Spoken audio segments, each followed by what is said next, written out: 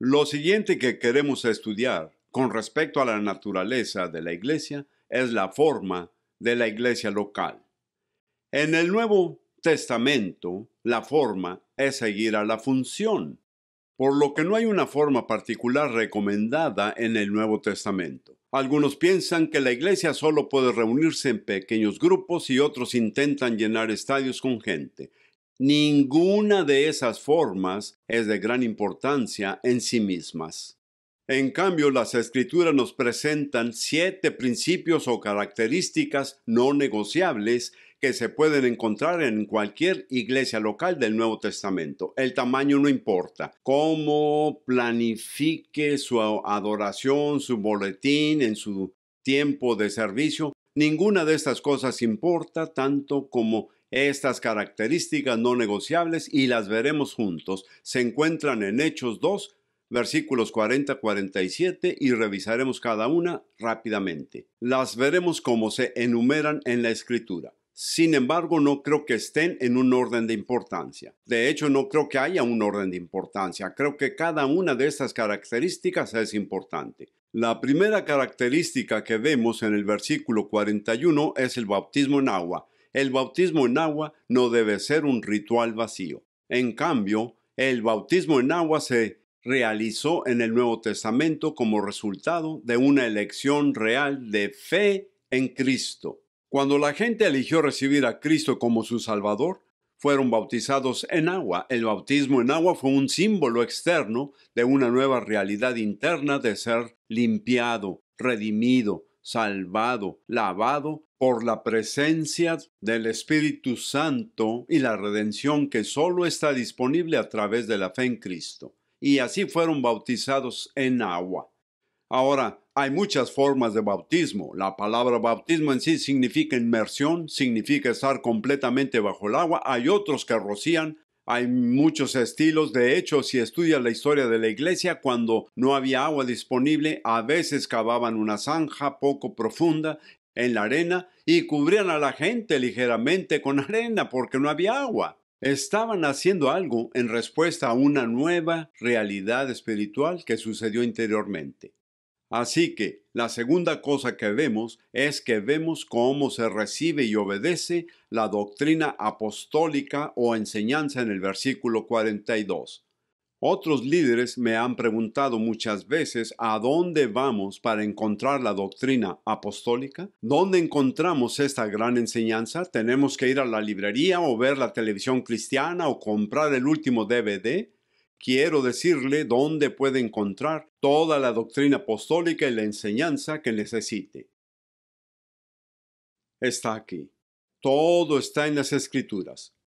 Por el Espíritu Santo, por su inspiración, hablando a los hombres santos elegidos por Dios, estos hombres escribieron aquellas cosas que el Espíritu estaba hablando. Esta es la doctrina apostólica. No necesita más de lo que está aquí.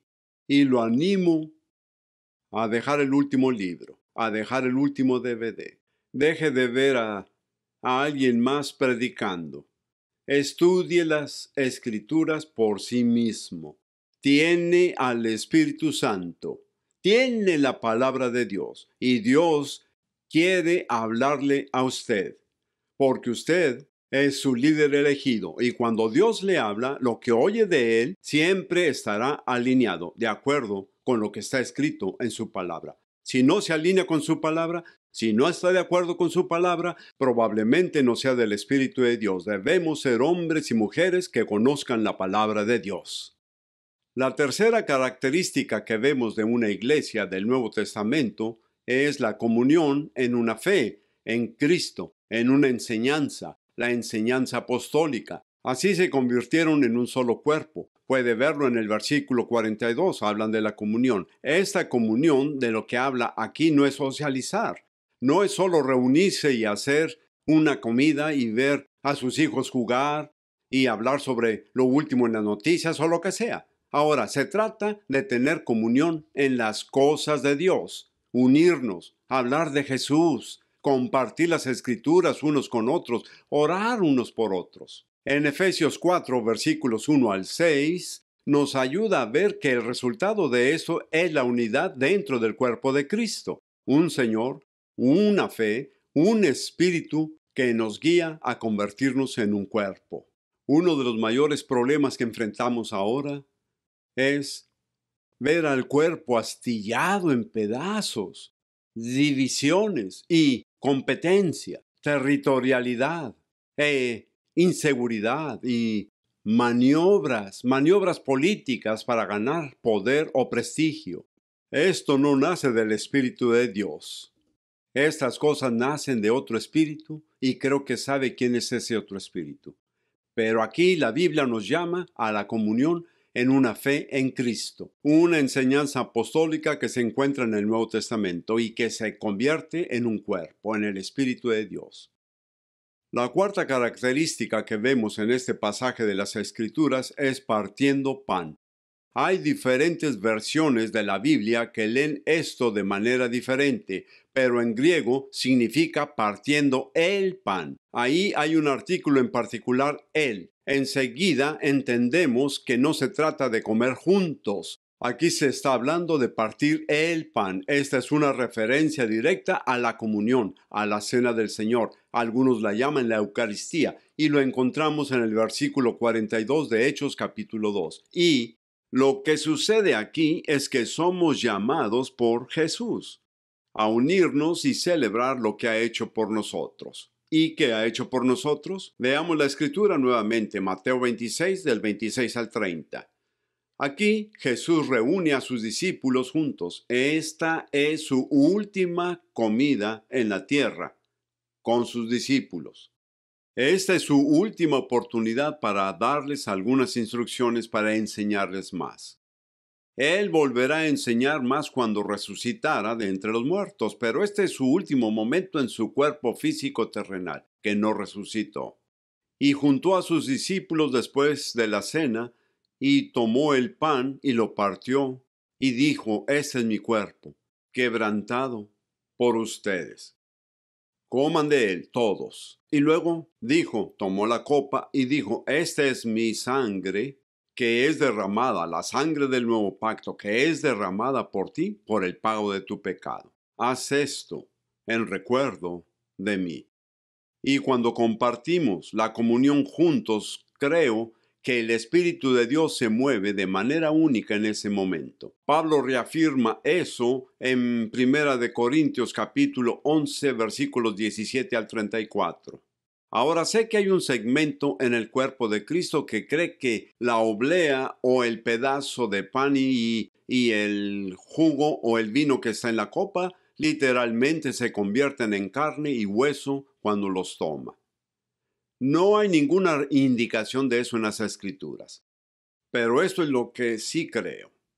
Esas cosas, el pan y la copa, no son simples símbolos. Cuando venimos y celebramos lo que Dios ha hecho por nosotros con fe, creyendo en su bondad, y debido a su quebrantamiento puedo ser sanado en mi vida por su sangre derramada. No solo me perdona mis pecados, sino que el poder del pecado se rompe en mi vida y soy liberado, libre para obedecer a Dios y vivir para Él. Cuando mi fe se eleva para celebrar lo que ha hecho por nosotros, he visto al Espíritu Santo hacer maravillas, incluso milagros, durante el tiempo de comunión, porque nuestra fe está llegando a creer en lo que ha hecho por nosotros. El enfoque no es nuestra fe, pero nuestra fe pierde el Espíritu de Dios para trabajar en nosotros. Nunca nos olvidemos de celebrar lo que Jesús ha hecho por nosotros. La quinta característica que vemos aquí en Hechos 2, versículos 40 al 47, nuevamente en el versículo 42, son las oraciones, y hay un concepto en esta palabra, oraciones, en todo el acto de adoración. Esto ciertamente incluye orar, pero es todo el acto de adoración. ¿Y qué quiero decir con todo el acto de adoración? Hay tres maneras en que ministramos como creyentes en Jesús. Número 1, ministramos al Señor mientras lo adoramos y cantamos para celebrarlo y darle gracias y amarlo y adorarlo. Cuando eso sucede, la adoración es clave para liberar el movimiento de la presencia de Dios entre nosotros. Nunca descuidemos la adoración. La adoración no es una actuación, no se trata de lo bueno que son sus músicos, se trata de corazones verdaderos, vueltos hacia Dios y ministrando a Él en adoración. La segunda forma en que podemos ministrar es el uno para el otro, orar por los demás. Gálatas 6 nos dice que llevemos las cargas unos con otros. Me encanta acompañar y abrazar a alguien y decirle, déjame orar por ti, ¿cómo puedo ayudarte? Cuando pasé por momentos difíciles en mi vida, cuando la gente venía y me decía, no tengo una respuesta, pero oraré por ti, recibí eso con gran gozo. La gente tiene gran necesidad en la vida. Necesitamos orar, necesitamos ministrarnos unos a otros. La tercera forma en que podemos ministrar es para el mundo. El mundo es un lugar solitario, roto, miserable y brutal. Aquellos de ustedes que han vivido sin Cristo entienden esto que digo.